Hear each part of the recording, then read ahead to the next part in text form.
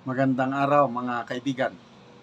Pag-usapan natin ngayon ang mga pahayag ni Speaker Martin Romualdez sa isang public gathering na kung saan napakagandang pakinggan ang kanyang speech. Tungkol ito sa West Philippine Sea, tungkol sa pagdepensa sa ating teritoryo. Okay, so ito sa balita ng GMA News Online. March 7, published March 7 ngayon. Title, Romualdez, Fight for West Philippine Sea is Battle for Survival. So, matira ang matibay. We'll fight until the last drop of our blood. Parang ganon. We will not surrender an square inch of territory. The Philippines fight for its legal claim in the West Philippine Sea is a battle for survival, according to House Speaker Martin Romualdez. Ito yung kanyang exact word. Hindi tayo papayag na maging dihado sa sarili nating dagat. Okay? Hindi tayo magpapatalo sa sariling teritoryo. The West Philippine Sea is not just a political issue. It is a national cause, a matter of survival, dignity, and sovereignty. Wow! Tama nga naman. Hindi tayo magpapatalo. Atin yan. Ipaglalaban natin until the last drop of Filipino blood. Ang tanong, paano? Ang kalaban natin, superpower. Ang tanong, nagpapalakas ba tayo? Bumibili ba tayo ng mga bagong kagamitan para maipagtanggol natin ang ating teritoryo? Magandang pakinggan yung kanyang salita. Rhetoric, yung talagang general statements. Ang tanong, yung action. Okay, so itong speech niyang ito naganap dahil bagong promote siya na Vice Admiral ng Philippine Coast Guard Auxiliary. So, na-promote siya dapat magsalita siya na magandang pakinggan. So, sa ceremony kung saan na-promote siya na 2-star admiral, pinuri niya ang Coast Guard. So ako, I have nothing. Saludo ako sa ating Coast Guard. They're doing their best. Kaya lang, yun na nga, kailangan natin ng mga equipments, bagong kagamitan para hindi tayo mabuli, para maipagtanggol natin ating teritoryo. Coast Guard at saka Armed Forces of the Philippines. So diyan tayo mamaya mag-discuss. Okay. Sabi niya sa Coast Guard, your bravery, your discipline, and your unwavering commitment to protecting our maritime territory define the true essence of patriotism. In the halls of Congress, we work to ensure that the policies we craft strengthen our maritime defense, support our uniformed personnel. Dito na tayo mamaya. Coast Guard, uniformed personnel, AFP, yan. Support our uniformed personnel and assert our rightful claim in the West Philippine Sea. Ito na. Hindi ko kabisado ang modernization program ng Philippine Coast Guard. Kaya lang, ano lang sila kasi, patro-patrolya lang.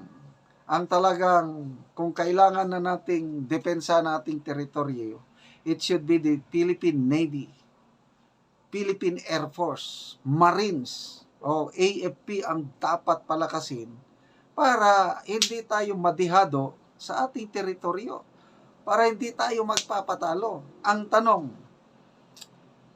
Honorable Speaker Martin Romualdez, kumusta ang pundo na inallocate nyo para sa modernization ng armed forces. Kung hindi pa nagkaroon ng Supreme Court oral arguments tungkol sa PhilHealth issue, hindi malalaman ng taong bayan na noong 2023 pala, ginawa ninyong zero budget ang AFP Modernization Program. Itinuloy nyo noong 2024, zero budget pa rin. 2025, zero budget pa rin. Ano ang unang napunduhan? Ang napunduhan ang mga infrastructure projects sa DPWH na questionable kung yun ba ang priority. Kasi mga proyekto lang mga congressman ang inuuna sa kanilang mga distrito. So ito po ang masakit na katotohanan. Napakagandang pakinggan yung salita ng ating Speaker of the House na hindi tayo magpapatalo. Sabi niya, hindi tayo papayag na maging dihado tayo sa ating sariling dagat. Hindi tayo magpapatalo sa ating sariling teritoryo. Dapat lang, correct. Kailan kailangan ng pundo? Modernization, Philippine Navy. So, ilang barko na bang nabili? Wala pa. Ang mga barko natin na bago nabili panahon ni Duterte. And ito, Aquino and Duterte, yan yung mga administration na may totohanang aksyon nagbigay ng pondo para ma-modernize ang ating armed forces. Nakakalungkot po ang administrasyong ito hanggang salita lang. Ang Pangulong Marcos Jr. napakaganda yung sinabi niya noong December. We will build a world-class armed forces that is a source of national pride and national security. Nasaan ang pundo? Congressman, Speaker Martin Romualdez, nasaan ang pundo para hindi tayo matatalo, para hindi tayo dihado sa ating sariling dagat, sa ating sariling teritoryo. Okay, mga kaibigan, salamat sa inyong palaging panonood sa ating channel. Malaking tulong ang inyong panonood sa Tribong Talaandig dahil ang sweldo sa channel na ito ay binibigay natin yero at pako sa Tribong Talandig para ma-repair ang kalunos-lunos na bahay nila na tumutulo na ang bubong kung mag-ulan. Panoorin niyo ang video na ito.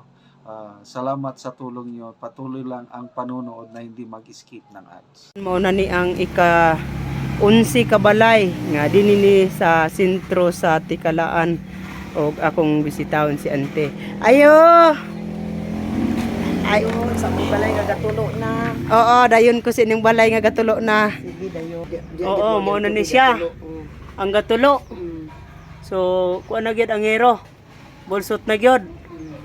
Oo, so makita naman gyud nga ang inyong hero mga kuan na gyud kay pila naman ni siya katuig? 7 panuod niya ang kuwag yun, 7 years na. 7 years na. Oo, so mahimo. so dugay-dugay na gyud. Oo. So karon nga kuan pag kung magluto mo ani nga ulan, so kuan gyud Di gid maruto nilong kay mabasa man ang kuwan kalayo mamatay gyud siya. Oo, so mo na siya, so kuan na gid kaayo nang apiki na gid kaayo kung kanang mag-ulan na ang inyong paglungag. Oo, so mo na ni ang balay ni Auntie nga ang pagpuyo inani sila. O doy gid in taon ang ilang pagpuyo. So nangabulusot na gani ang ilang dingding.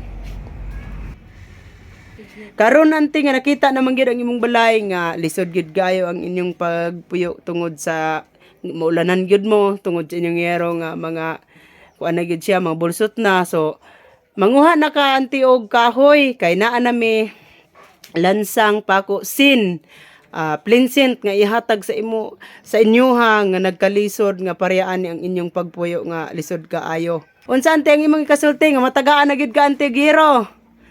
Oo, nga kuan na gyud kanang nakita naman gid imong balay. O kanang kuan pasalamat na gid ko nga nakita ninyo sa Unsa ti mong kasulti? salamat sa nagtanaw sa video Oo.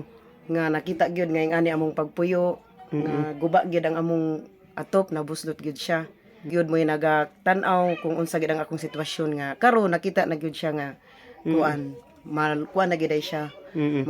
luwas na gyud ang ako ang atop nga ingana nabuslot gyud siya. Salamat gid sa Ginoo nga ing ani na luwas na gid ko sa akong problema kay di gid ko pakatulog sa tinuod lang kay kada maglungag ko mabasa man gyud niya ang among pagkaon di gid maluto. Oo, sige ante, salamat. Salamat pod. Oo, mag-ready na mog kahoy. Oo.